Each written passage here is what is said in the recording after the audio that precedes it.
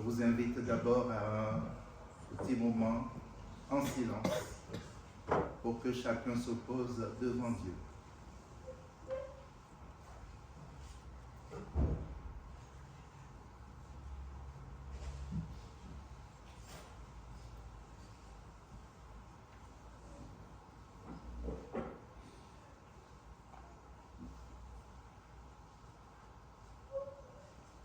Dieu que j'invoque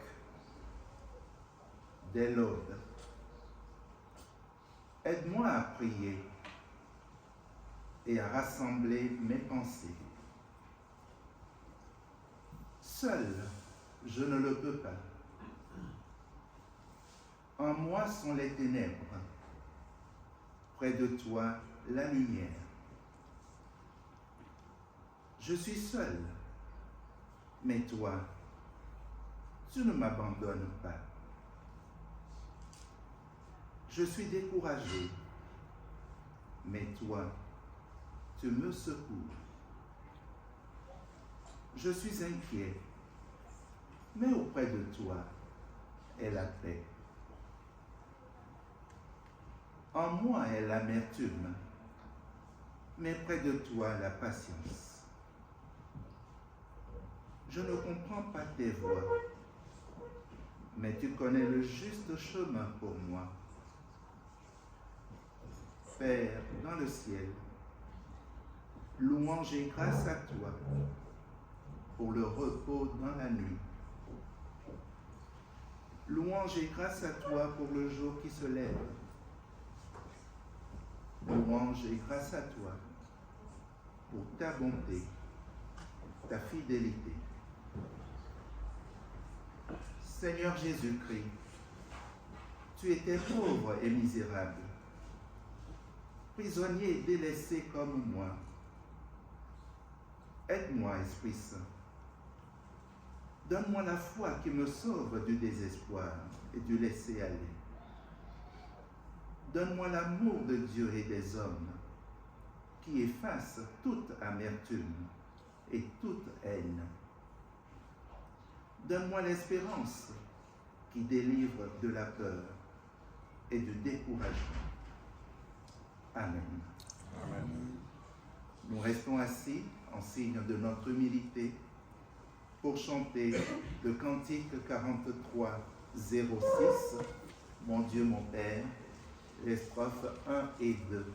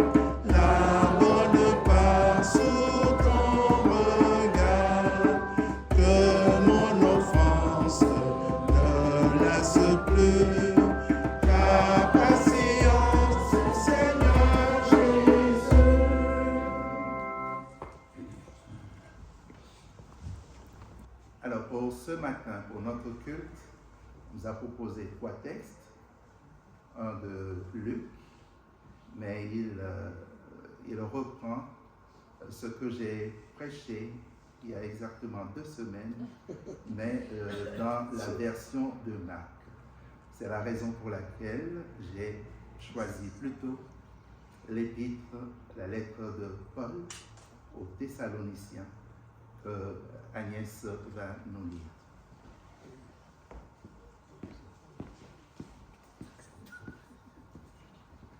Alors, avant sa lecture, je vous invite à la prière.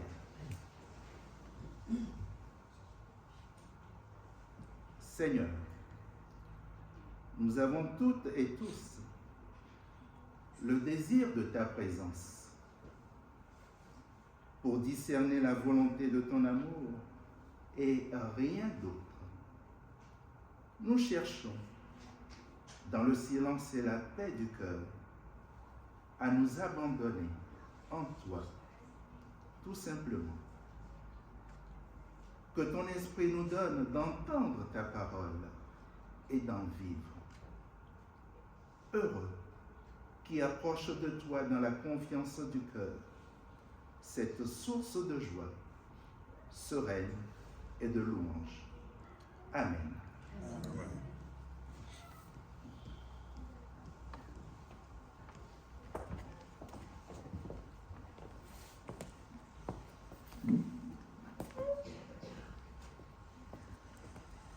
Donc dans 1 Thessaloniciens, au chapitre 3, verset 12, et nous irons au chapitre 4, verset 2.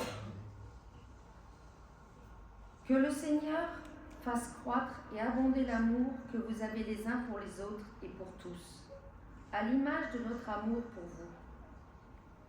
Qu'il affermisse aussi vos cœurs dans une sainteté irréprochable devant Dieu notre Père, lors de la venue de notre Seigneur Jésus, avec tous ses saints.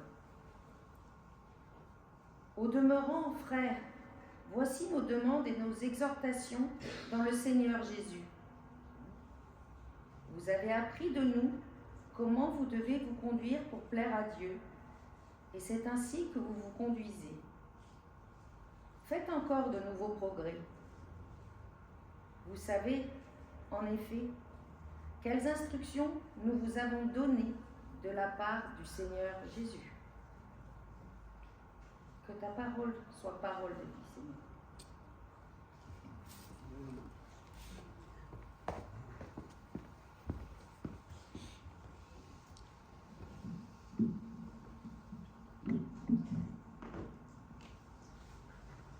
Merci Agnès. Alors pour nous préparer à l'écoute de la parole, nous chantons le cantique 31-28, Toi qui es lumière, les strophes 1, 2 et 5. Strophes 1, 2 et 5.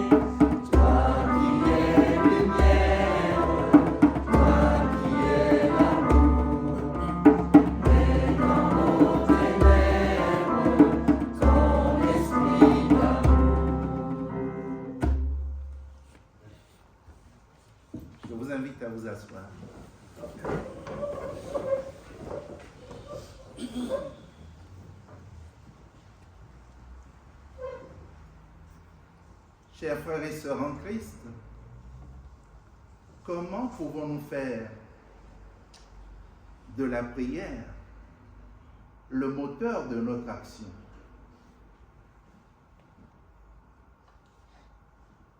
Dans les derniers versets du chapitre 2 de sa lettre, l'apôtre Paul exprime son désir d'aller retrouver les Thessaloniciens. Mais un obstacle se présente. Le Satan nous en a empêchés, écrit-il au verset 18. Il envoie donc Timothée, désigné comme le collaborateur de Dieu pour la bonne nouvelle du Christ. Il lui confie une mission: affermir et encourager dans la foi pour que personne ne soit ébranlé dans les détresses présentes.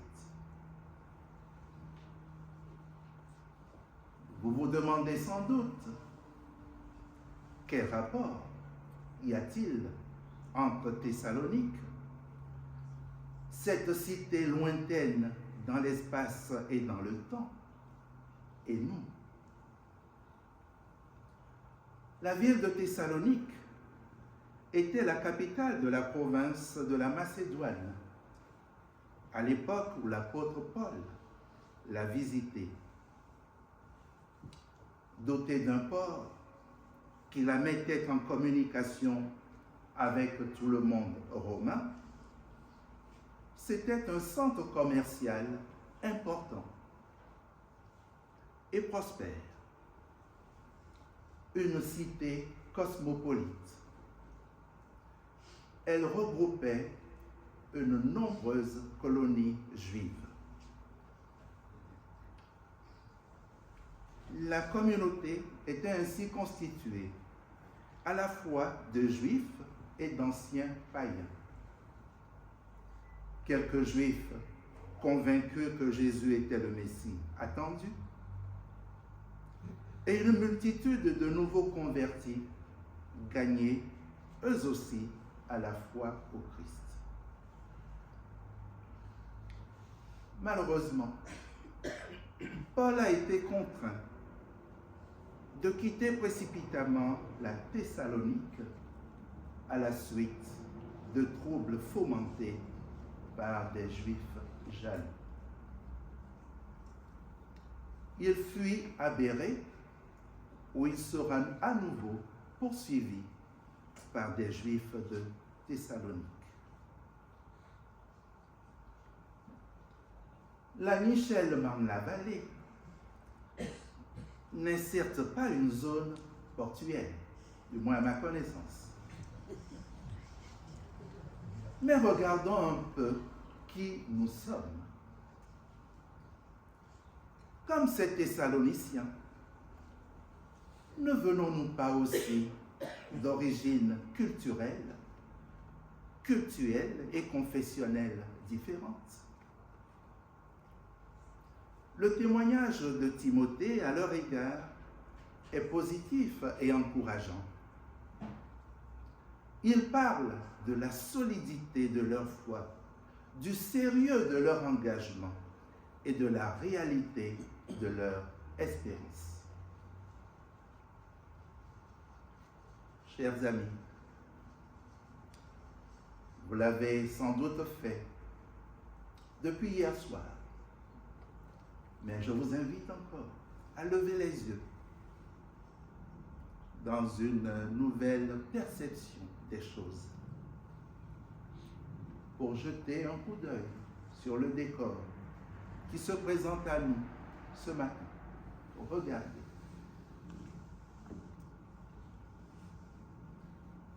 Je vous invite à regarder pour admirer, et en admirant, pensez que derrière chaque détail se cache une pensée pour concevoir, une main pour réaliser.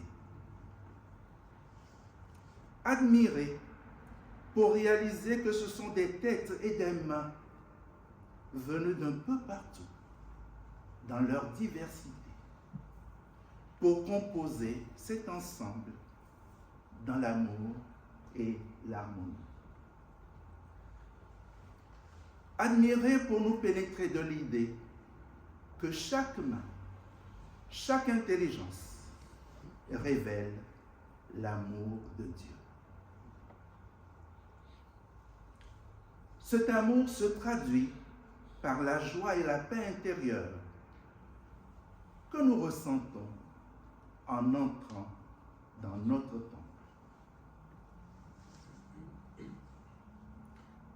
L'apôtre Paul craint pour sa communauté de Thessalonique. Elle est en effet menacée de l'extérieur, sans doute par des Juifs qui poursuivent ses membres de leur haine. Et nous, avons-nous des ennemis? Ce magnifique tableau qui nous représente si bien, peut-il finir d'exister? Oui, malheureusement. Il peut s'effondrer si nous nous laissons gagner par des divisions internes plutôt que de regarder dans la même direction pour bâtir ensemble. Il peut s'effondrer si nous nous laissons gagner par le contentement de soi, l'orgueil. Il peut s'effondrer si la dynamique qui nous porte et qui porte nos actions s'essouffle pour s'épuiser complètement. Même les disciples de Jésus, qui vivaient dans sa proximité, ont succombé à l'orgueil. Tandis que leur maître traversait avec eux la Galilée et les instruisait sur sa passion, sa mort et sa résurrection. Quelle était leur préoccupation? Ils discutaient pour savoir qui parmi eux était le plus grand. Tel est le signe que si la vie chrétienne est satisfaisante, elle est toujours perfectible. C'est pourquoi la lettre de l'apôtre Paul est pour nous un enseignement. Nous apprenons ainsi que rien n'est acquis de façon définitive dans notre relation aux autres et à Dieu. Nous sommes soumis aux aléas de la vie qui peuvent nous détourner de notre Créateur. Comment faire alors? Sinon puiser nos ressources dans la prière. Paul se trouve loin de ses destinataires lorsqu'il écrit sa lettre. Il sait que celui qu'il appelle le tentateur est à l'œuvre. C'est pourquoi il prie nuit et jour pour que Dieu aide les Thessaloniciens à grandir dans la foi. Sa prière est une façon détournée d'inciter ses destinataires à pratiquer ce qu'ils demandent à Dieu de leur accorder. Il éveille ainsi notre attention sur la nécessité de reconnaître que nos progrès se fondent sur l'œuvre de Dieu en nous. Oui, l'amour de Dieu est un don. Il est donc nécessaire d'implorer celui-ci pour en être pénétré. La prière nous aidera ainsi à augmenter de plus en plus notre amour les uns pour les autres et pour tous.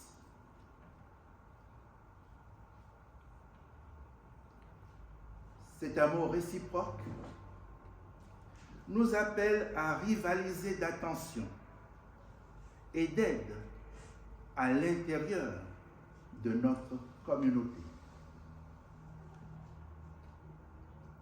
Mais pouvons-nous être heureux tout seuls en nous satisfaisant de nous-mêmes?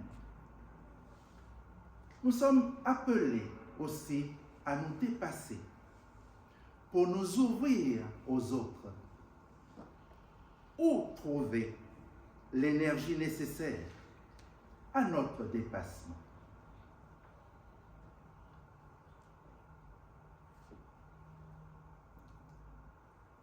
Il y a quelques jours, certains parmi nous étaient présents au magasin Auchan de Chelles. Ils sont allés recueillir des denrées alimentaires et des produits d'hygiène corporelle au profit de personnes en situation de précarité. Ils répondaient ainsi à l'appel du CCAF, relayé par la voix de nos sœurs Agnès et Aïne. Ils auraient pu rester bien au chaud chez eux, mais ils ont préféré affronter le vent, la pluie et le froid. Pouvons-nous faire mieux? En effet, le contentement de nous-mêmes pourrait être aussi notre ennemi intérieur. C'est pourquoi nous devons toujours demander à Dieu qu'il vienne faire en nous son œuvre de purification et de sanctification par la puissance de son esprit. Savez-vous que la sanctification est dans l'action et non dans la passivité? La prière devient ainsi la dynamique qui nous porte à l'action.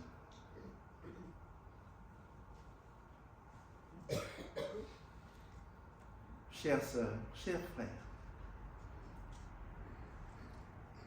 quelles sont nos préoccupations individuelles, collectives? Nous avons encore beaucoup de défis à relever. Sont-ils insurmontables? Pouvons-nous avoir une meilleure visibilité dans le secteur de la Nichelle-Marne-la-Vallée? Plaçons ces sujets sous le regard du Père et demandons-lui d'éveiller nos oreilles pour entendre le murmure de sa voix. C'est ce que faisait constamment Jésus.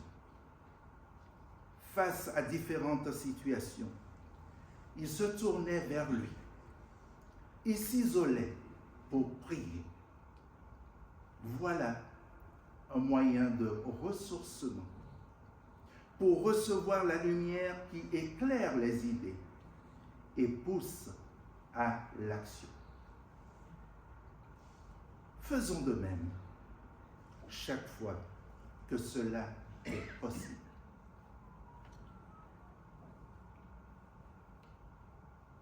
Chers amis, l'apôtre Paul nous exhorte à aller toujours plus loin sous le regard de Dieu et en vue de la venue de son Fils. J'ai la conviction que ces préoccupations pour les Thessaloniciens restent d'actualité pour nous.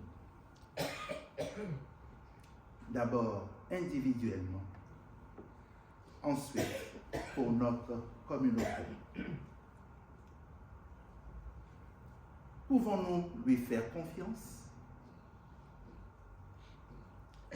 Sa relation entre ses correspondants et lui est fondée sur Christ. Cela signifie qu'à notre tour, nous devons accueillir sa parole comme l'expression de la volonté du Seigneur. Elle appelle notre obéissance. En effet, par son intermédiaire, c'est Jésus qui parle. Paul énonce donc la volonté de Dieu au nom du Christ. C'est cette même volonté qui va éclairer la reconnaissance du ministère des membres du Conseil presbytéral, à laquelle nous serons invités à participer dans quelques instants. Leur engagement sera aussi le nôtre. C'est ensemble que nous ferons de nos différences une richesse pour bâtir notre édifice commun. Une assemblée toujours plus vivante, toujours plus chaleureuse, toujours plus accueillante et ouverte sur le monde. Enracinée dans la prière et portée par le souffle de l'Esprit Saint, nous aurons la force nécessaire pour poser cet édifice sur un socle solide. Ce socle s'appelle Jésus-Christ. Il nous appelle à montrer que le règne de Dieu est là pour toutes et pour tous. Qu'il nous soit amen. Amen.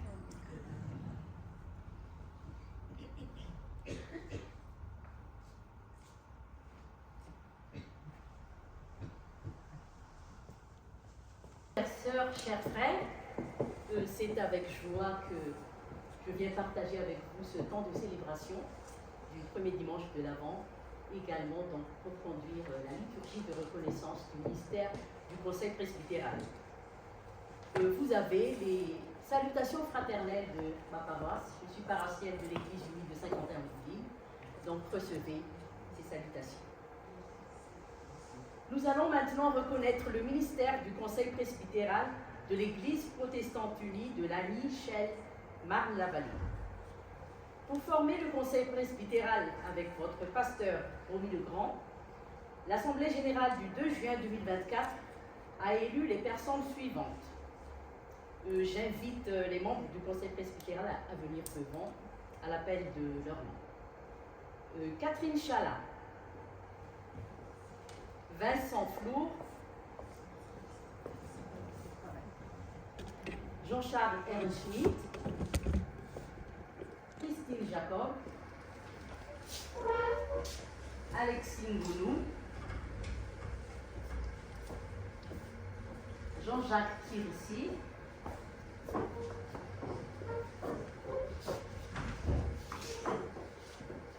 Oyer Alaramanessa, Chouki Ramanansou, Aïda Rampar,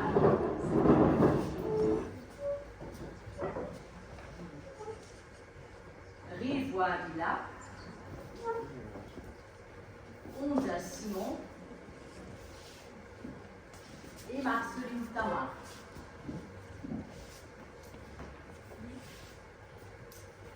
Le 7 juin 2024, le Conseil a confié la charge de président à Jean-Charles Ernst-Schmidt, de vice-président à Jean-Jacques Kirissi, de trésorier à Rivoa Lila et Onda Simon, et de secrétaire archiviste à Catherine Chala et Touki Ramamoto. Aujourd'hui, mes frères et sœurs, Dans la communion de l'Église universelle, nous vous recevons comme serviteurs du Christ au sein de l'Église protestante unie de France, dont nous écoutons maintenant la déclaration de foi. Je vous invite à vous lever.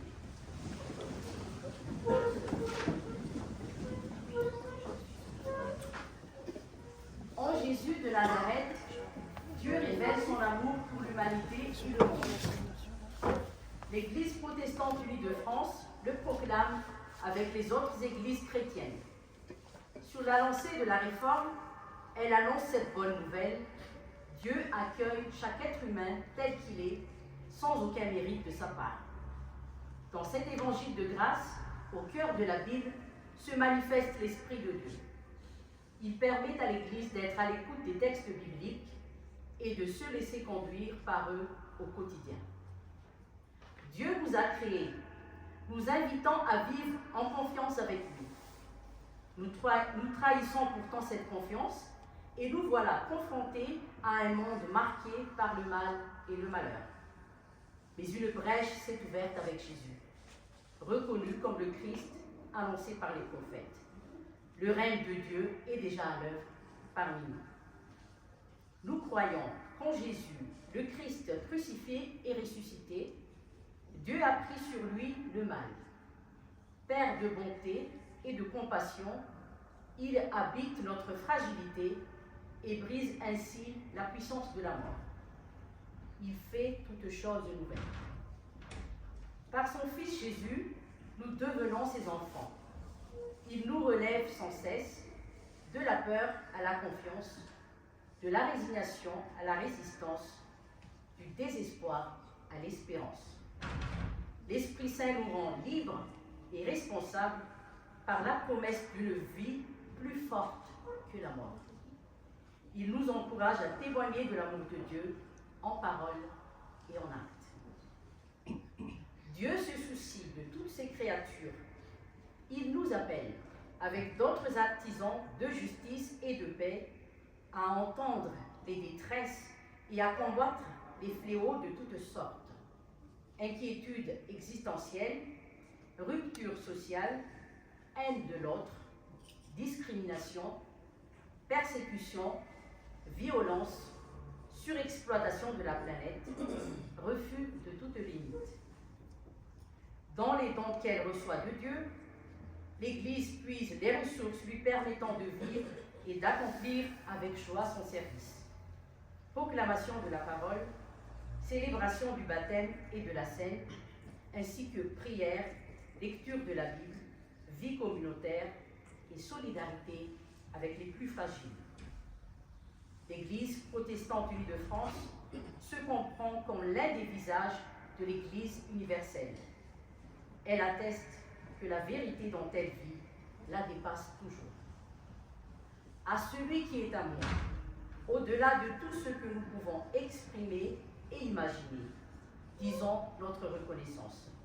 Célébrez Dieu, car il est bon et sa fidélité dure pour toujours. Amen. Amen. Je vous invite à vous asseoir. Et nous chantons le cantique 3608, page 505, où Jésus nous appelle. Les strophes 8 et 8.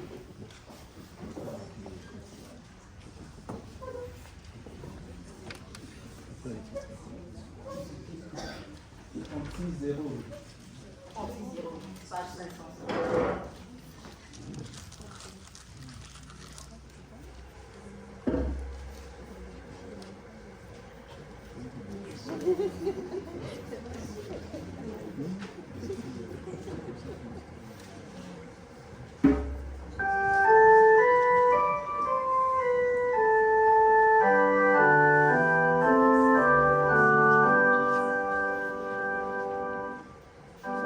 Jésus, tu nous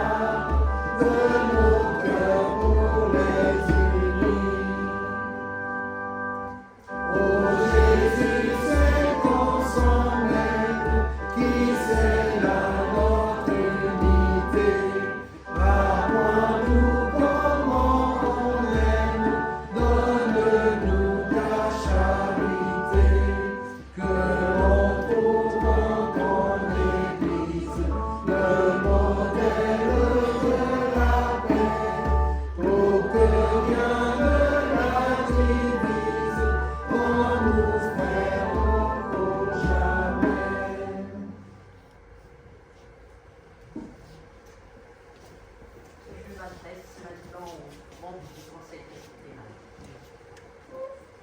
Frères et sœurs de l'Église protestante unie, Lani, Chelle, Marne-la-Vallée, vous exercerez le ministère qui vous est confié en accord avec la foi de notre Église et selon les règles de la vie commune. Dans la soumission mutuelle, vous travaillerez fraternellement avec tous ceux qui ont part à l'œuvre du Seigneur.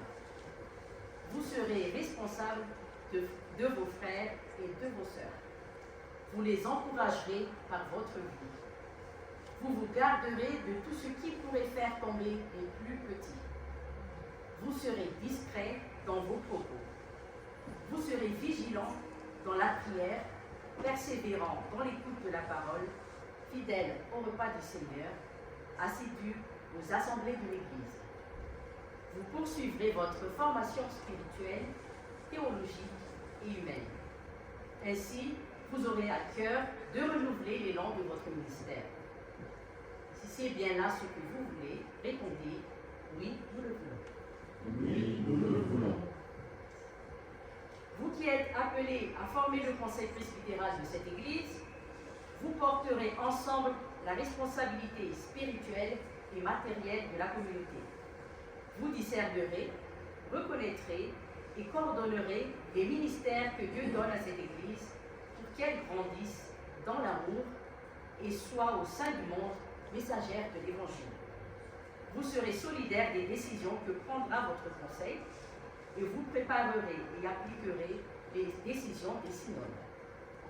Si c'est bien là ce que vous voulez, répondez « Oui, nous le voulons, Jésus-Christ est le Seigneur, qu'il nous soit en aide. » Oui, nous le voulons, Jésus-Christ est le Seigneur, qu'il nous soit en aide. Je me tourne maintenant vers vous, membres de cette paroisse. Frères et sœurs, vous venez de recevoir les engagements des membres du conseil presbytéral. Ensemble, nous sommes appelés à travailler pour Dieu. Nous prierons pour nos frères et nos sœurs et nous les soutiendrons.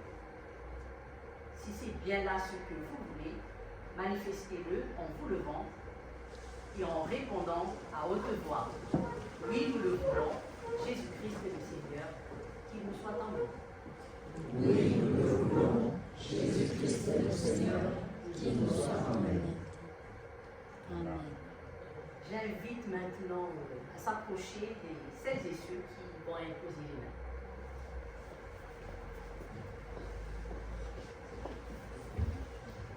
Françoise, tu veux venir, Jacques, Catherine, Agnès, Marie-Antoinette, si tu veux bien venir, si tu veux bien, la Clémentine, voilà, Clémentine, s'il te plaît, si tu veux bien venir, et puis tous les jeunes de la paroisse, ceux qui veulent bien en tout cas venir pour l'imposition des mains, ils sont voilà, chaleureusement invités. C'est aussi important d'être porté par notre jeunesse. Donc que ce soit les jeunes, les cathés, les enfants, tous ceux qui veulent venir sont les bienvenus. Merci. Peut-être qu'il faut vraiment en face des membres du conseil presbytéral.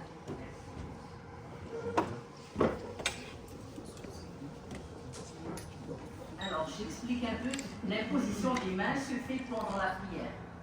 Donc,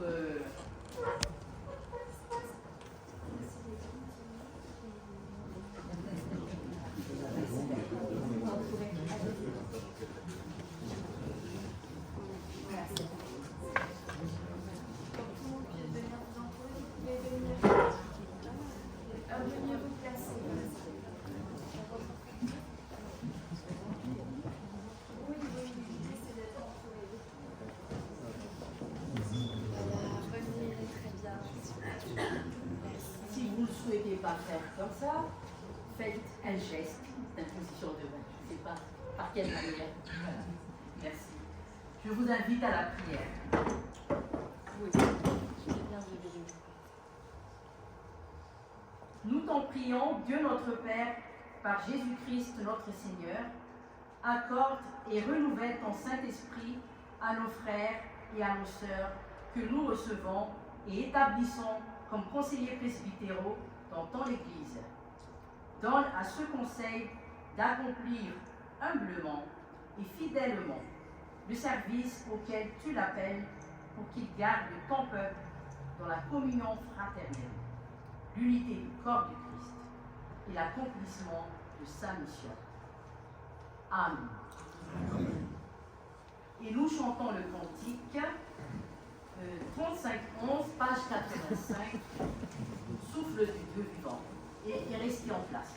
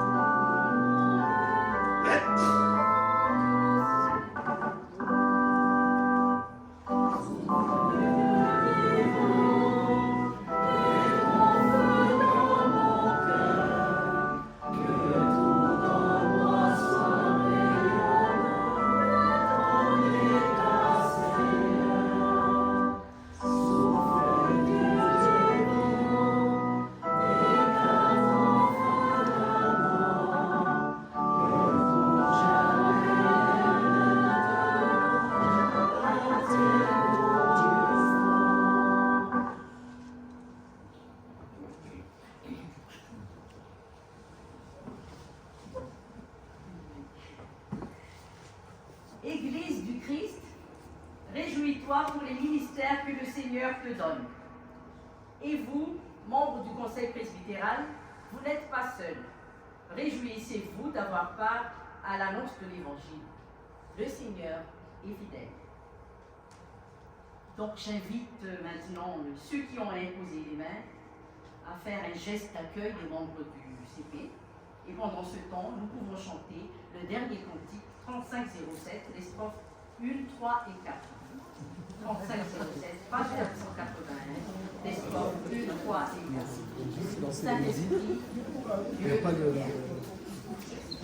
Il faut lancer la musique, mais il n'y a pas de... Ah, c'est trop compliqué.